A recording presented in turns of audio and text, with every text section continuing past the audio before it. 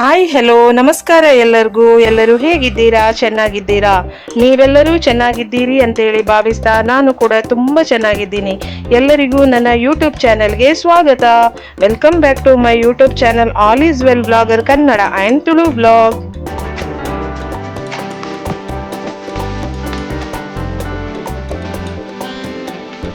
Friends, ಇವತ್ತು ನಾನು ಒಂದು ಸೂಪರ್ ಆಗಿರುವ ರೆಸಿಪಿನ ನಿಮ್ಮ ಜೊತೆ ಶೇರ್ ಮಾಡಬೇಕು ಅಂತೇಳಿ ಅನ್ಕೊಂಡಿದ್ದೀನಿ. ಇದು ಹೆಚ್ಚಾಗಿ ಮಂಗಳೂರು ಕಡೆ ಎಲ್ಲ ಜಾಸ್ತಿಯಾಗಿ ರೆಸಿಪಿನ ಮಾಡ್ತಾರೆ. ಹಾಗೆ ಈ ರೆಸಿಪಿ ನಾನು ಒಂಥರ ಡಿಫ್ರೆಂಟ್ ಟೈಪ್ ಪುಳಿಮುಂಚಿ ಮಾಡ್ತೀನಿ. ಸೊ ನಿಮಗೆ ಹೇಳಿದಾಗ ಗೊತ್ತಾಗ್ಬೋದು, ಪುಳಿಮುಂಚಿ ಅಂತ ಹೇಳಿದ್ರೆ ತುಂಬ ಸ್ಪೈಸಿ ಆಗಿರುತ್ತೆ. ಇವತ್ತು ನಾನು ಚಿಕನ್ ಪುಳಿಮುಂಚಿ ರೆಸಿಪಿ ಮಾಡ್ತಾ ಇದ್ದೀನಿ. ಅದನ್ನು ನಿಮ್ಮ ಜೊತೆನೂ ಶೇರ್ ಮಾಡಬೇಕು ಅಂತ ಹೇಳಿ ಅನ್ಕೊಂಡಿದ್ದೀನಿ. ನಮ್ಮನೆಯಲ್ಲಿ ನಾವು ಯಾವ ಥರ ಚಿಕನ್ ಪುಳಿಮುಂಚಿ ಮಾಡ್ತೀವಿ ಅಂದರೆ ತುಂಬ ಟೈಪಲ್ಲಿ ಮಾಡ್ತೀವಿ. ಅದರಲ್ಲಿ ಇದು ಕೂಡ ಒಂದು.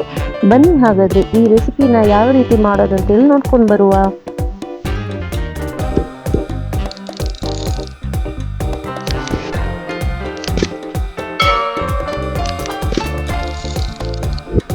ಮೊದಲನೇದಾಗಿ ಇಲ್ಲಿ ನಾನು ಗ್ಯಾಸ್ ಮೇಲೆ ಒಂದು ಬಾಣಲೆ ಇಟ್ಕೊಂಡಿದ್ದೀನಿ. ಇದು ಇವಾಗ ಬಿಸಿಯಾಗಿದೆ. ಇವಾಗ ಇದಕ್ಕೆ ನಾನೊಂದು 2 ಸ್ಪೂನ್ ಆಗುವಷ್ಟು ಎಣ್ಣೆನ ಹಾಕ್ಕೊಂಡೆ. ಇಲ್ಲಿ ನಾನು ತೆಂಗಿನ ಎಣ್ಣೆಯನ್ನ ಯೂಸ್ ಮಾಡ್ಕೊಂಡಿದ್ದೀನಿ. ಮಂಗಳೂರು ಕಡೆ ಎಲ್ಲ ಜಾಸ್ತಿ ರೆಸಿಪಿ ಎಲ್ಲ ಮಾಡೋದೇ ತೆಂಗಿನ ಎಣ್ಣೆಯಲ್ಲಿ. ಹಾಗೆ ನಮ್ಮ ಮನೆಯಲ್ಲಿ ಕೂಡ ನಾವು ಜಾಸ್ತಿಯಾಗಿ ತೆಂಗಿನ ಎಣ್ಣೆ ಇಲ್ಲ ಅಂದ್ರೆ ನಾನು ಗ್ರೌಂಡ್ನಟ್ ಆಯಿಲ್ ಅನ್ನೇ ಯೂಸ್ ಮಾಡೋದು. ಈ ತೆಂಗಿನ ಎಣ್ಣೆ ಬಿಸಿ ಆಗ್ತಾ ಇದೆ. ಈಗ ಇದಕ್ಕೆ ನಾನೊಂದು 2 ಏಲಕ್ಕಿ, 2 ಚಕ್ಕೆ, ಒಂದು 5 ಲವಂಗ, ಅನಾನಸು ಮೊಗ್ಗು, ಅನಾನಸು ಹೂವು ಹೇಳ್ತೀವಲ್ವಾ ಅದು, ಸ್ವಲ್ಪ ನಾನು ಸೋಂಪು ಹಾಕೊಳ್ತಾ ಇದ್ದೀನಿ. ಅದರ ಜೊತೆ ನಾನು ಮೀಡಿಯಂ ಸೈಜ್ ಇದು 2 ನೀರುಳ್ಳಿನ ಕಟ್ ಮಾಡಿ ಇಟ್ಕೊಂಡಿದ್ದೆ. ಅದರಲ್ಲಿ ನಾನು 1.5 ನೀರುಳ್ಳಿ ಆಗುವಷ್ಟು ನಾನು ಹಾಕ್ತಾ ಇದ್ದೀನಿ. ಇದನ್ನ ಇವಾಗ ಚೆನ್ನಾಗಿ ಫ್ರೈ ಮಾಡ್ಕೊಳ್ಳುವ.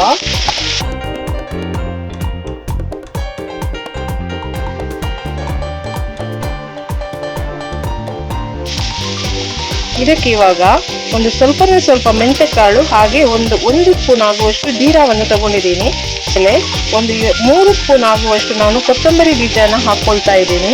ಅದ್ರ ಜೊತೆ ಒಂದು 1/4 ಕಪ್ ಆಗುವಷ್ಟು ನಾನು ಈ ಗೋಡಂಬಿ ಈ ಗ್ರೇವಿಗೆ ಹಾಕೋದ್ರಿಂದ ಗ್ರೇವಿ ಅಂತೂ ತುಂಬಾನೇ ಚೆನ್ನಾಗಿ ಬರುತ್ತೆ. ಚಿಕನ್ ಪುಳಿಮುಂಚಿ ಇದೆಯಲ್ಲ, ಇದನ್ನು ಗ್ರೇವಿ ತರ ಅಂದ್ರೆ ದಪ್ಪ ಥಿಕ್ನೆಸ್ ಆಗಿ ಮಾಡೋದ್ರಿಂದನೇ ಇದಕ್ಕೆ ರುಚಿ ಬರೋದು. ಅದೇ ಬೇಡ ಸಾರು ಮಾಡ್ತೀವಿ ಅನ್ನೋರು ಅಷ್ಟೊಂದು ರುಚಿ ಬರಲ್ಲ. ಅಂದ್ರೆ ಇದು ತುಂಬಾನೇ ಸ್ಪೈಸಿ ಬರುತ್ತೆ. ಹಾಗೆ ಇದಕ್ಕೆ ನಾನು ಸ್ವಲ್ಪ ಕರಿಮೆಣಸನ್ನು ಕೂಡ ಹಾಕೊಳ್ತಾ ಇದ್ದೀನಿ. ನೋಡಿ, ಒಂದು 10 ಕರಿಮೆಣಸನ್ನು ಕೂಡ ಹಾಕೊಳ್ತಾ ಇದ್ದೀನಿ. ಒಂದು 3 ಮೆಣಸಿನಕಾಯಿಯನ್ನು ಕೂಡ ಹಾಕೊಳ್ತಾ ಇದ್ದೀನಿ. ಆಮೇಲೆ 1 ಗಡ್ಡೆ ಬೆಳ್ಳುಳ್ಳಿನ ಕೂಡ ಹಾಕೊಂಡೆ ನಾನು. ಅದರ ಜೊತೆ ಒಂದು ಶುಂಠಿನ ಕೂಡ ಹಾಕೊಂಡಿದ್ದೀನಿ.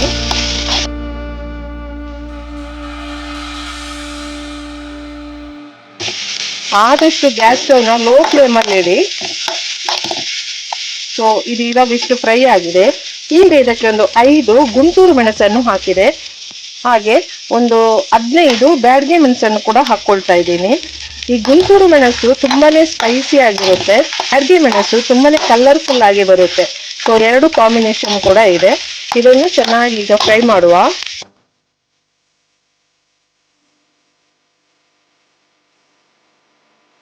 ಇದು ಸ್ಪೈಸಿ ಆಗಿದೆಯಲ್ಲ, ಇದಕ್ಕೆ ಸ್ವಲ್ಪನೂ ನಾವು ತೆಂಗಿನಕಾಯಿ ಎಲ್ಲ ಸೇರಿಸೋ ಹಾಗಿಲ್ಲ. ಜಸ್ಟ್ ಹಾಗೇನೆ ನಾವು ಇದನ್ನು ರುಬ್ಬಿಕೊಂಡು ಬರಬೇಕು.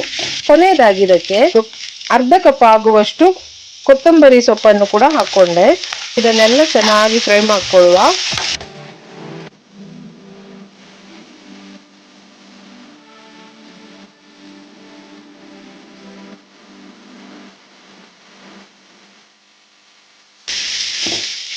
ಮಂಗಳೂರು ಕಡೆ ಎಲ್ಲ ಇದನ್ನು ಜಾಸ್ತಿ ಮಾಡ್ತಾರೆ.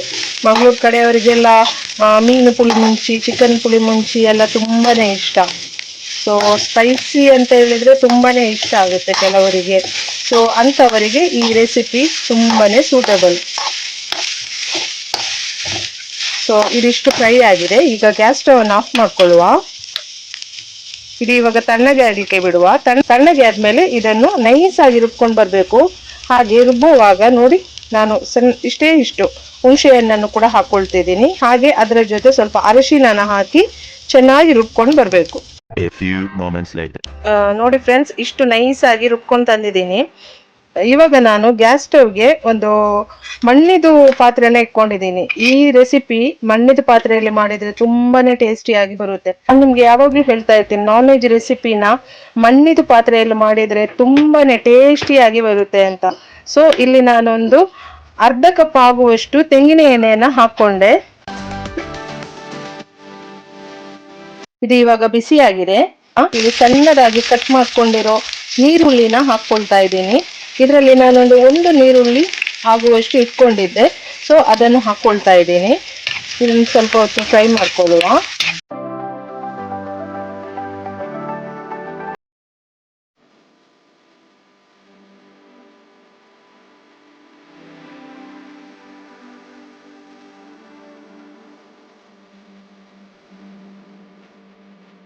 ಸೊ ಇದು ಇವಾಗ ಇಷ್ಟು ಫ್ರೈ ಆಗ್ತಿರ್ಬೇಕಾದ್ರೆ 1.5 kg ಆಗುವಷ್ಟು ಚಿಕನ್ ತಗೊಂಡಿದ್ದಲ್ವಾ, ಸೊ ಅದನ್ನ ಇವಾಗ ಇದಕ್ಕೆ ಹಾಕೊಳ್ಳುವ.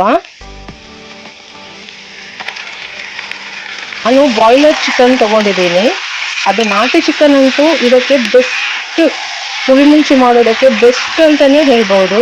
ನಾನು ಬಾಯ್ಲರ್ ಚಿಕನ್ ತಗೊಂಡೆ. ನನಗೆ ನಾಟಿ ಚಿಕನ್ ಇಲ್ಲಿದಷ್ಟು ಇಷ್ಟ ಆಗಲ್ಲ, ಅಂದ್ರೆ ಅಷ್ಟು ಚೆನ್ನಾಗಿರಲ್ಲ. ಅದಕ್ಕೋಸ್ಕರ ನಾನಿಲ್ಲಿ ಬಾಯ್ಲರ್ ಚಿಕನ್ ತಗೊಂಡಿದ್ದೀನಿ. ಸೊ ಇದನ್ನು ಸ್ವಲ್ಪ ಹೊತ್ತು ಇದರಲ್ಲೇ ಫ್ರೈ ಮಾಡ್ಕೊಳ್ಳುವ. ಇವಾಗಲೂ ನಾನು ವಿದೌಟ್ ಸ್ಕಿನ್ನೇ ಜಾಸ್ತಿಯಾಗಿ ನಾನು ಚಿಕನ್ ಕರಿ ಮಾಡೋದು. ಇವತ್ತು ವಿತ್ ಸ್ಕಿನ್ ಕೂಡ ಹಾಕ್ಕೊಳ್ತಾ ಇದ್ದೀನಿ. ಸೊ ಇದೊಂದು 2 ನಿಮಿಷ ಆದ್ರೆ ಇದರಲ್ಲಿ ಫ್ರೈ ಆಗಲಿ, ಆಮೇಲೆ ಉಪ್ಪು ಹಾಕ್ಕೊಳ್ಳುವ.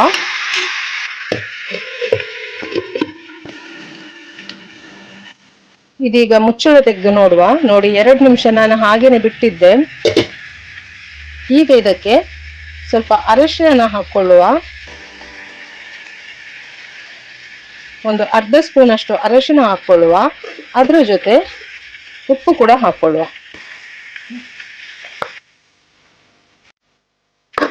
ಆಮೇಲೆ ಮಿಕ್ಸಿ ತೊಳೆದ ನೀರನ್ನು ಕೂಡ ಹಾಕೊಳ್ತಾ ಇದ್ದೀನಿ. ಸ್ವಲ್ಪ ರುಬ್ಬಿಟ್ಟಿರೋ ಮಸಾಲೆನ ಕೂಡ ಆಡ್ ಮಾಡ್ತೀನಿ.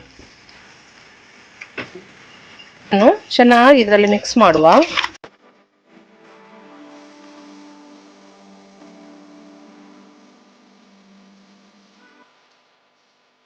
ಎಷ್ಟು ಚೆನ್ನಾಗಿ ಕಲರ್ ಬಂದಿದೆ. ನಾನು ನಿಮ್ಗೆ ಹೇಳಿದೆಲ್ಲ, ಬ್ಯಾಡ್ಗೆ ಮೆಣಸು ಹಾಕಿದ್ರೆ ತುಂಬಾನೇ ಒಳ್ಳೆ ಕಲರ್ ಕೊಡುತ್ತೆ ಗ್ರೇವಿ.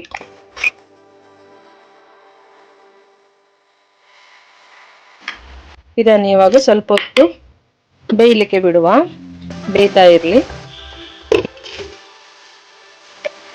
ಇವಾಗ ನೋಡಿ, ಒಂದು 5 ನಿಮಿಷ ಆದ್ಮೇಲೆ ನಾನು ಮುಚ್ಚಳ ತೆಗಿತಾ ಇದ್ದೀನಿ. ನೋಡಿ, ಚಿಕನ್ ಇದು ಕೂಡ ನೀರು ಬಿಟ್ಟಿದೆ.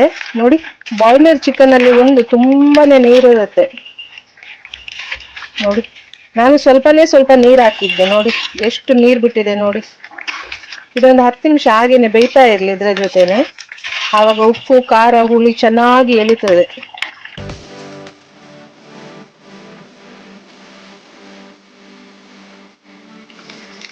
ನೋಡಿ, ಮುಚ್ಚಳ ತೆಗ್ದೆ, ಚಿಕನ್ ಬೆಂದಿದೆ. ಒಂದು 75% ಇದ್ರಲ್ಲೇ ಬೆಂದಿದೆ.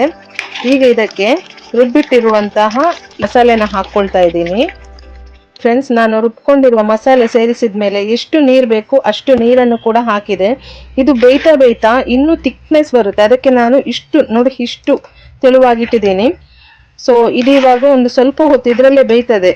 ಆಮೇಲೆ ಇದ್ರದ್ದು ಕರಿ ಹೇಗೆ ಬಂದಿದೆ ಅಂತ ಹೇಳಿ ನಾನು ನಿಮ್ ಜೊತೆ ಶೇರ್ ಮಾಡ್ತೀನಿ. ಇದು ಇವಾಗ ಬೇಯ್ತಾ ಇರ್ಲಿ.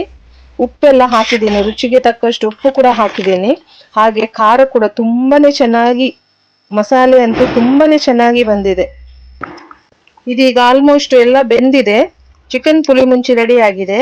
ಕೊನೆಯದಾಗಿ ಗ್ಯಾಸ್ ಸ್ಟವ್ ಆಫ್ ಮಾಡ್ಕೊಳ್ತೀನಿ. ಆಫ್ ಮಾಡ್ಕೊಂಡು ಕೊತ್ತಂಬರಿ ಸೊಪ್ಪನ್ನು ಹಾಕ್ತೀನಿ.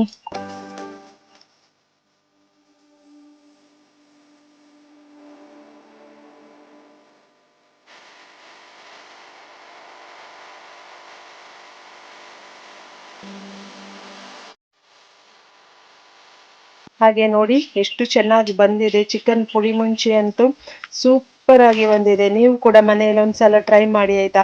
ಹಾಗೆ ರುಚಿ ಹೇಗಿತ್ತು ಅಂತ ಹೇಳಿ ನನಗೆ ಕಮೆಂಟ್ ಮಾಡಿ ಹೇಳಿ.